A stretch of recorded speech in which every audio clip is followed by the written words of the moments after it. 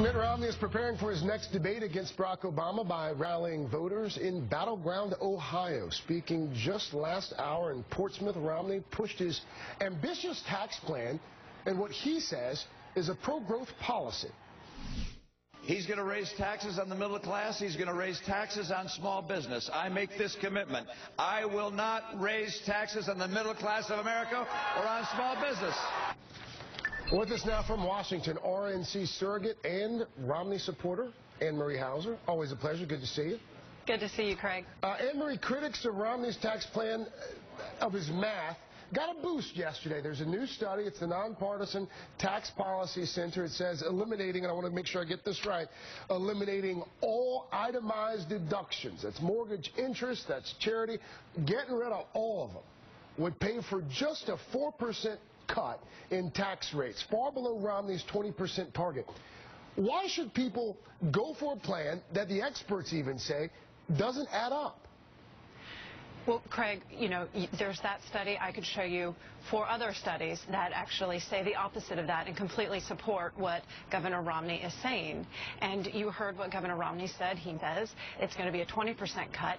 Look at his record. As governor, he lowered taxes 19 times in Massachusetts. Look at Barack Obama's record. He has actually raised taxes. So I think you get back to a very clear choice between who's going to raise taxes and who's not going to raise taxes, regardless of all the different studies that are out there.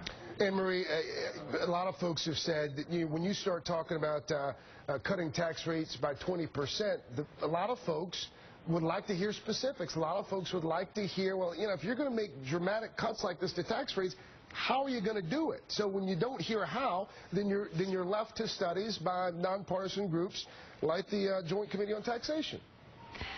Governor Romney has offered specifics. You heard Vice Presidential nominee Ryan also offer specifics. What I want to hear is specifics from actually President Obama, who has had 4 years to, improve this economy, and we're still at 8.1, 8.2, well, excuse me, 7.8 unemployment and jobs. And he's the one who actually said in the debate that he would raise taxes by letting the tax cuts on the middle class expire.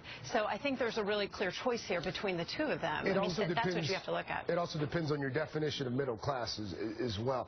Let's talk about Ohio specifically. We know the auto industry and the bailout are key factors. President Obama talked about it in his weekly radio address. Take a listen. Today, auto sales are the highest they've been in more than 4 years. GM is back. Ford and Chrysler are growing again. Together, our auto industry has created nearly 250,000 new jobs right here in America. 1 out of every 8 jobs in Ohio depends on the auto industry. Anne-Marie, how does Romney counter that argument? Romney counters that argument by doing what he's been doing, what he did in the debate. They heard unfiltered, and what he's talking to them now about, his plan to create the economy and to improve the economy, specifically in Ohio. Coal miners, how important this is for him. I think Ohio is actually an interesting place right now to watch for Governor Romney and Ryan. They're on offense. They are campaigning in very Democratic-heavy counties that Barack Obama won. Even just today, Ryan did an event. So I think what is happening is the more that these swing voters and these Ohioans are listening to what they have to say, they've gotten their attention, and you're seeing it in the polls. I mean, the polls have really tightened a lot. That last debate, the first debate with Romney and Obama, it really upended the opportunities for us in Ohio. So you're seeing that they're on the offense, and you know it's interesting. You saw the Obama campaign announce that Clinton and Springsteen are going to be campaigning for them already in Ohio. To me, that seems that they have to pull up the big guns now to not cede any ground to Governor Romney, who's actually on offense there. Well, I mean, Governor Romney, this is his 4th day in a row in Ohio. I mean, I think both campaigns have been pretty clear about how important the Buckeye State is. I'll ask, is there a path to 270 for you guys without Ohio? Look, I don't think they've written Ohio out, or excuse me, written Ohio off. I mean, that is still very much a part of their path to 270. That is why they are there, because there's excitement on the ground there. You're seeing volunteers stream into the offices. I mean, can you guys win the presidency without Ohio? Yes, I mean, I believe there is a path to that. I have not done the math myself. I am not privy to private polling on this type of thing. But look what they're doing. I mean, they wouldn't be there if this wasn't a winnable state for them. That's why they're there. I mean, look at one of the things you should look at is take a look at Maine.